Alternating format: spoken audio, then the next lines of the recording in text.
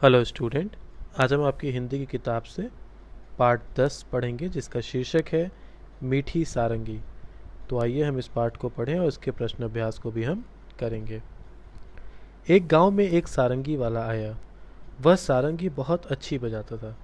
रात में जब उसने सारंगी बजाना शुरू किया तब गांव के बहुत से लोग इकट्ठा हो गए।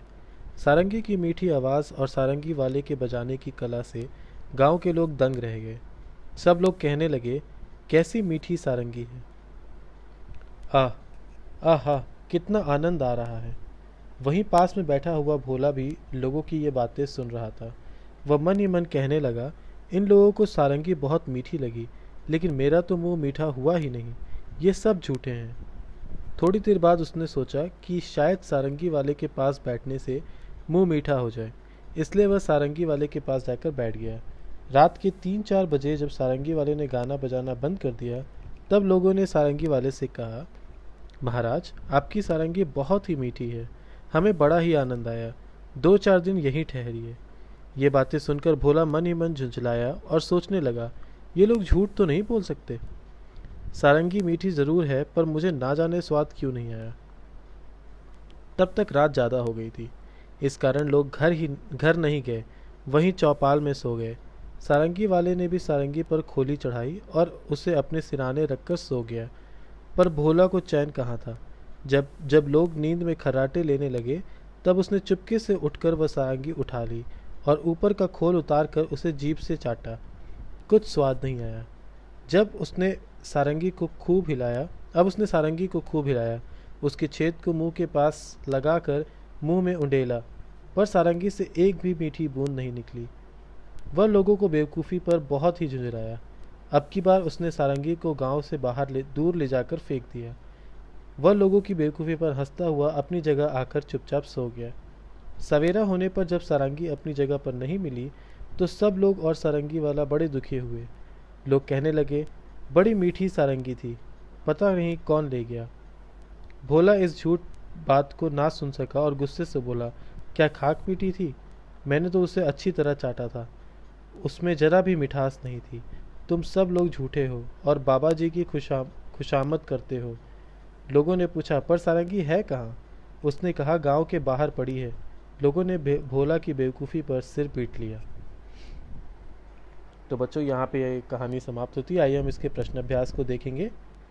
सारंगी की मिठास। गांव वाले कहते थे, कैसी मीठी सारंगी है। इसका क्या मतलब है? सही बात पे निशान लगाओ। सारंगी चखने पर मीठी थी। गलत। सारंगी से निकलने वाली आवाज़ सुनने में अच्छी लगती थी। सही। सारंगी के आसपास मधुमक्खियां भिनभिना रही थी। गलत। अब तुम समझ गए होगे कि गांव वाले सारंगी को मीठी क्यों कहते थे। अब बताओ, कड़वी बात का क्या मतलब होता है? इसके उत्तर में आप लिख सकते हैं, जब कोई किसी को ऐसी बात कह दे जिससे किसी का दिल दुख जाए, उसे कड़वी बात कहना कहते हैं। भोला ने क्यों सोचा कि सभी झूठ बोल रहे हैं? भोला ने जब सारंगी को चाट कर देखा तो वह उसे मीठी नहीं लगी, इसलिए उसे लगा कि सब झूठ बोल रहे हैं।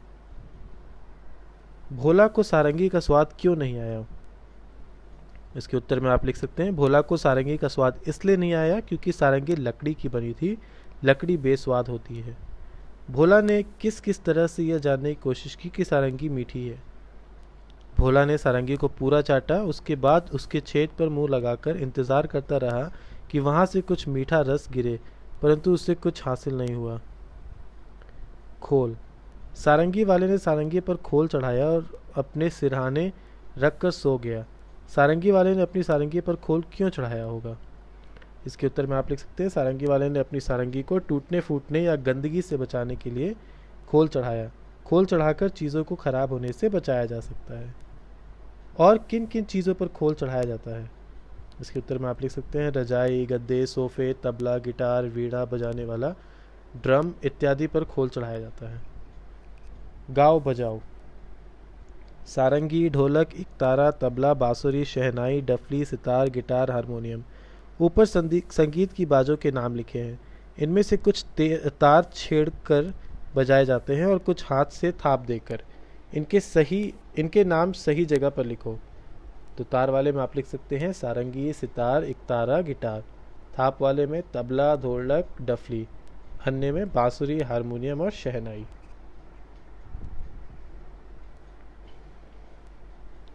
ऊपर लिखे बाजों को जगह जगह पर बजाया जाता है। सोच कर लिखो इन जगहों पर क्या क्या बजाया जाता है। रेलगाड़ी या बस में आप लिख सकते हैं एक तारा, डफली, बांसुरी। घर पर किसी अवसर में गिटार, ढोलक, हारमोनियम, शहनाई। भजन कीर्तन में बांसुरी, हारमोनियम, ढोलक, डफली। स्कूल में किसी अवसर पर सितार, गिटार, डफली, बांसुरी। चटकारे। इस कहानी में मिठास की बात है। तुम्हें कौन कौन सी बातें कौन कौन सी मीठी चीज़ें अच्छी लगती हैं।